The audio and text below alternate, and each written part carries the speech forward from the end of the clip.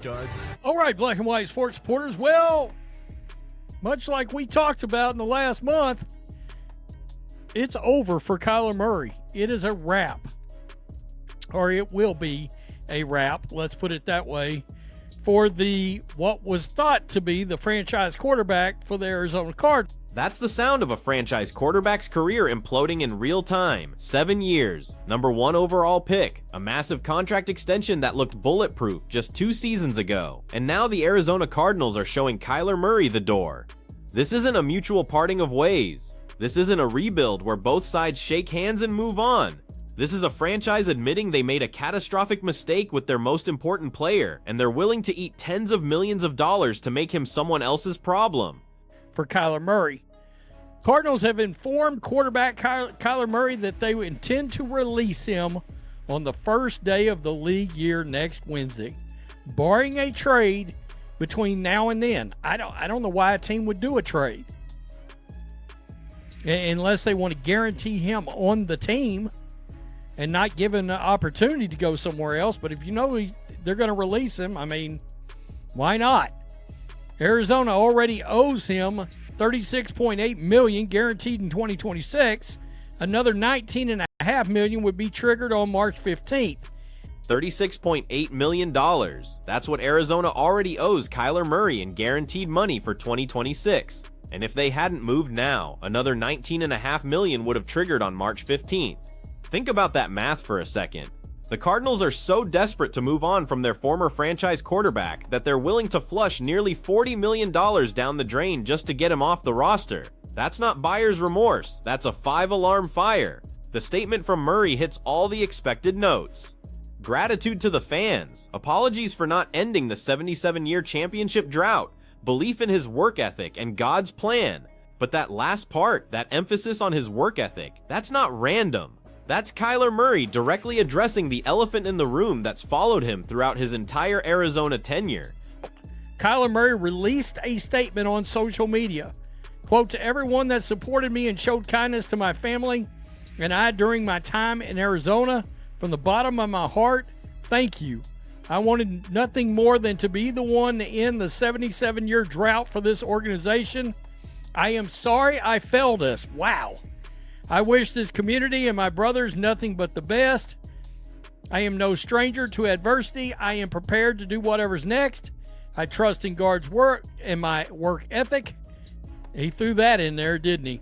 "And I truly believe my best ball is in front of me. I look forward to proving it. Godspeed." Wow. Here's what the raw numbers tell us. 38 wins, 48 losses, and 1 tie in 7 seasons as a starter. 1 playoff appearance, 0 playoff victories. Actually worse than 0, because that wildcard loss to the Rams in January 2022 was one of the most disastrous postseason performances in recent memory. Murray completed just 19 of 37 passes for 137 yards, threw 2 interceptions, and looked completely overwhelmed by the moment when his team needed him most. But the stats that really matter are these: 21 games missed out of a possible 51 over the last 3 seasons. That's 41% of available games where your franchise quarterback wasn't on the field. You can't build around someone who's unavailable nearly half the time. Injuries derailed 2022, injuries limited 2023. And in 2024, even when he was healthy, the Cardinals went 4-13 with Murray under center. He made 2 Pro Bowls, 2020 and 2021, completed 67% of his passes, 20,460 yards, 121 touchdowns, and 60 picks. And that in itself is part of the problem. That's too many interceptions for the number of touchdowns. Okay? Arizona has a new head coach in Mike LaFleur and GM in Monty Ossenfort, who didn't draft Kyler Murray. And they will now look to find their next QB. Wow. Wow. It is a official wrap. And as you can imagine, there is a lot coming in. 2 Pro Bowls in 2020 and 2021. For a brief window, Kyler Murray looked like exactly what the Cardinals hoped he'd be when they selected him first overall in 2019. 67% completion rate, over 20,000 passing yards, a touchdown to interception ratio of 121 to 60, On paper, those aren't terrible numbers for a 7-year career, but here's the problem buried in those statistics. That's a 2-to-1 touchdown to interception ratio. For a quarterback who was supposed to be the next generation of dual-threat playmakers, for someone who was supposed to revolutionize the position with his arm and his legs, that ratio isn't good enough. Elite quarterbacks in today's NFL are pushing 3-to-1, 4-to-1, sometimes better. Murray's 60 interceptions in 7 seasons represent too many game-changing mistakes for a team that never had the roster depth to overcome them. And then there's the durability question that just won't go away. ACL tear, hamstring issues, shoulder problems. For a quarterback whose game is built on mobility and improvisation, those accumulating injuries change everything. Kyler Murray to the Jets or Vikings? I guess we'll have to see, right? Who says no? The Dolphins? I don't know. Oh, here we go. Kyler next season. Video games. Oh, no. Oh, no. We know that Kyler, during his fun employment, we all know he is a connoisseur of video games, which has led to questions, of course, about his work ethic. A lot of people believe that the internet is having an absolute field day with this news, and some of these reactions cut straight to the heart of why Kyler Murray's time in Arizona ended this way. One meme shows Murray's next career move as professional video gaming. Another shows the Cardinals GM seeing his agent's call and just saying no. There's the Spider-Man pointing meme with Murray and Tua Tagovailoa, suggesting they're interchangeable disappointments. But the most brutal one might be the simple image of a Cardinals executive seeing Murray's agent calling and the caption reading his exact thoughts. Because that's what this has become. Kyler Murray isn't just a quarterback who didn't work out. He's become a punchline. And fair or not, a huge part of that reputation stems from one infamous contract clause that became public knowledge back in 2022. I wouldn't do it. How people view Kyler Murray in the NFL? Diego Pavia. God. Some different uniforms. I'm not sure why the Steelers are on here.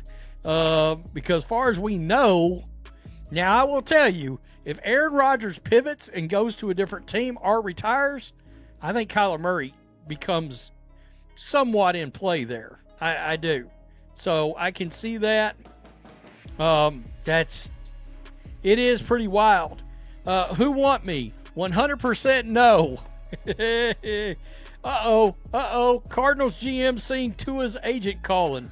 Remember the independent study clause? When Murray signed his 5-year, $230 million contract extension in July 2022, the original agreement included a mandatory requirement that he complete 4 hours of independent film study during each game week.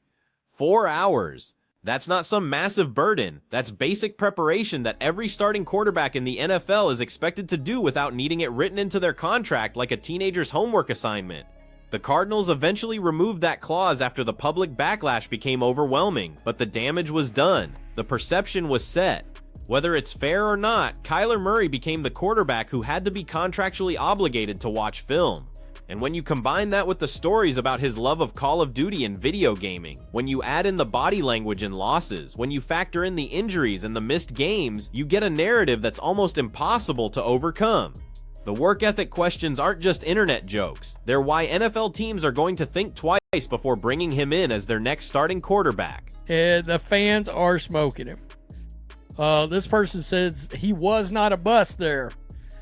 I got to tell you, if you're getting let go by your team after 7 years and you were drafted to be a franchise quarterback, it's hard to say you wasn't a bust. I would be hard-pressed to say you wasn't a bust. You know? I mean, one could argue, is it the organization? He might be the best option for the Vikings. I don't get it. I don't understand the line people are drawing. So where does Kyler Murray land? The speculation is already running wild. The Jets need a quarterback, but do they want another undersized, injury-prone player with durability concerns? The Vikings could be in the market depending on what happens with Sam Darnold, but Kevin O'Connell wants a Kirk Cousins-style pocket passer who can run his system. The Dolphins have Tua, who comes with his own set of problems, but at least he's their problem on a team-friendly deal. The Steelers keep getting mentioned, but that makes no sense unless they're planning to move on from both Russell Wilson and Justin Fields simultaneously. The Raiders could be a landing spot. The Titans might kick the tires. The Saints are perpetually desperate for quarterback help. But here's the real question that every general manager is going to ask. Is Kyler Murray better than what we currently have? And is he worth the baggage that comes with him? Because that's what this is now. Kyler Murray isn't a franchise savior. He's a reclamation project. He's a prove-it deal. He's a bridge quarterback who might give you 10 to 12 games if you're lucky, and hope he stays healthy long enough to evaluate whether he's worth keeping around. That's the feeling I get there. Except Kyler, it does. You know what? I want to be fair. Kyler can throw he's got a much better deep ball. He's got a strong cannon. He does. Kyler got a gun. And he is certainly much more of a dual threat than Tua. Okay, an upgrade. Now, would you take Kyler Murray or Malik Willis? I'm taking Malik Willis.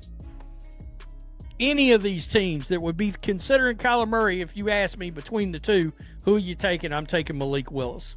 Yes, I know he hasn't been around and shown as much. One comment in the discussion stands out. Is Kyler Murray still a decent quarterback? He was injured last season, but he's certainly a capable starter. Arizona didn't have a great roster to begin with, and that's the defense you'll hear from people who think Murray deserves another shot. The Cardinals were a dysfunctional organization. The roster was terrible. The coaching was inconsistent. Murray never had a fair chance to succeed. There's some truth to that. Arizona's front office has been a mess for years. The defense was atrocious. The offensive line couldn't protect anybody. But here's the counter-argument. Patrick Mahomes dragged terrible Chiefs defenses to the playoffs. Josh Allen willed Buffalo to success before they built a complete roster around him. Lamar Jackson won an MVP with a receiving core that included Willie Snead and Mark Andrews as his only legitimate weapons. Great quarterbacks elevate the players around them. Kyler Murray needed the players around him to be great before he could look competent. That's the difference between a franchise quarterback and a guy who's just pretty good when everything else is working. Here's what this really comes down to. The Arizona Cardinals made a catastrophic miscalculation in 2022 when they gave Kyler Murray that massive contract extension. They saw 2 Pro Bowl seasons and convinced themselves they'd found their franchise quarterback for the next decade. They ignored the warning signs, the injury history, the inconsistent preparation, the inability to elevate his teammates, the playoff disaster against the Rams that should have told them everything they needed to know, and now they're paying the price. $36.8 million in dead money, a wasted draft pick at number 1 overall, 7 years of mediocrity that set the franchise back half a decade. The new regime, general manager Monty Ossenfort and head coach Jonathan Gannon inherited this mess, and they're doing the only thing they can do, which is rip off the band-aid and start over. But let's talk about what this means for Kyler Murray's future, because that's the fascinating part of this story. He's 27 years old. He's got the physical tools. The arm strength is real. The mobility when healthy is elite. The improvisational ability is undeniable. On pure talent alone, Kyler Murray should be one of the top 15 quarterbacks in the NFL. So why isn't he? Why is he getting released by the team that drafted him first overall just 7 years ago? It comes back to those intangibles that are impossible to measure in a pre-draft workout, but become glaringly obvious over the course of an NFL career. The preparation, the leadership, the ability to make everyone around you better, the mental toughness to overcome adversity and drag your team to victories when nothing else is working. Those are the qualities that separate the Matthew Staffords and the Jalen Hurtses from the guys who flame out after one contract. And Kyler Murray, for all his physical gifts, has never demonstrated that he possesses those qualities at an NFL level. Think about the teams that might take a chance on him. The Jets are desperate, but they've already been burned by Zach Wilson, and they're not going to make the same mistake twice with another undersized quarterback who can't stay healthy. The Vikings could be interesting if Sam Darnold leaves in free agency, but again, Kevin O'Connell's offense requires a specific type of quarterback, and Murray doesn't fit that mold. The Raiders are the most logical landing spot, and not in a good way. Las Vegas has become the place where former high draft pick quarterbacks go to prove they still belong in the league. Jimmy Garoppolo tried it. Derek Carr spent 9 years there. Now they've got Gardner Minshew and Aiden O'Connell, neither of whom is the long-term answer. Would the Raiders take a flyer on Kyler Murray on a one-year prove-it deal? Absolutely. Would it work? Probably not, because the Raiders' roster isn't any better than Arizona's was, and Murray has already proven he can't elevate a mediocre supporting cast. The Titans are another possibility, but they're likely drafting a quarterback in the first round this year.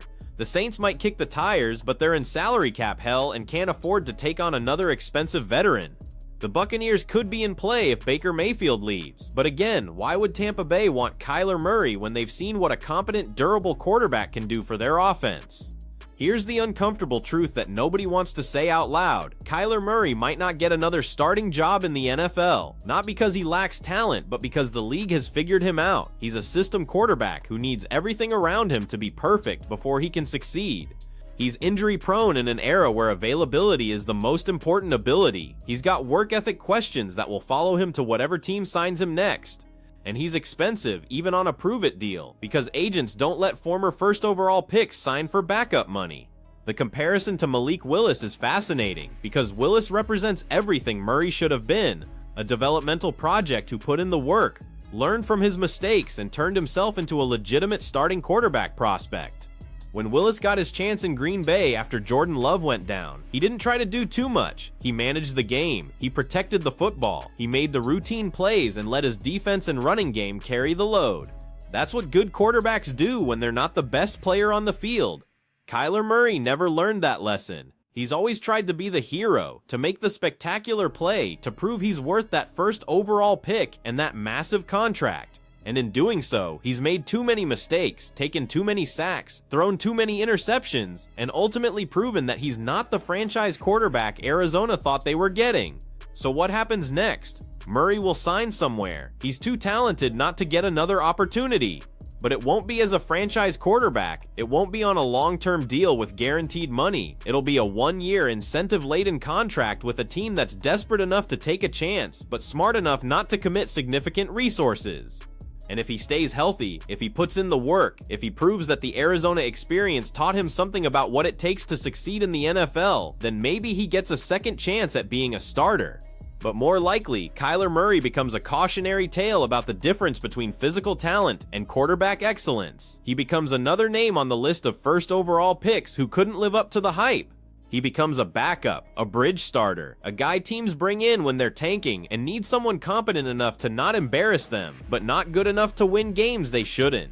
The Arizona Cardinals are moving on. They've got a new coaching staff, a new front office, and a new direction. They'll probably draft a quarterback in the first round this year or next. They'll build through the draft and free agency, and in 3 or 4 years when they're competitive again, Kyler Murray will be a distant memory, a mistake they'd rather forget. As for Murray himself, he's got a choice to make. He can take this as a wake-up call, put in the work, prove the doubters wrong, and resurrect his career. Or he can become another talented player who wasted his potential because he never developed the intangibles required to succeed at the highest level. The talent was always there. The work ethic, the leadership, the mental toughness, that's still an open question. And until Kyler Murray answers it definitively, he's going to be stuck in NFL purgatory, talented enough to get opportunities, but not good enough to keep them. So here's the question for you. If you're a general manager with a quarterback need, are you taking a chance on Kyler Murray? And if so, what's your plan to get more out of him than Arizona did? Drop your thoughts in the comments, hit that like button if you want more NFL analysis like this, and subscribe because we're going to be tracking Murray's next move wherever he lands. This story is far from over.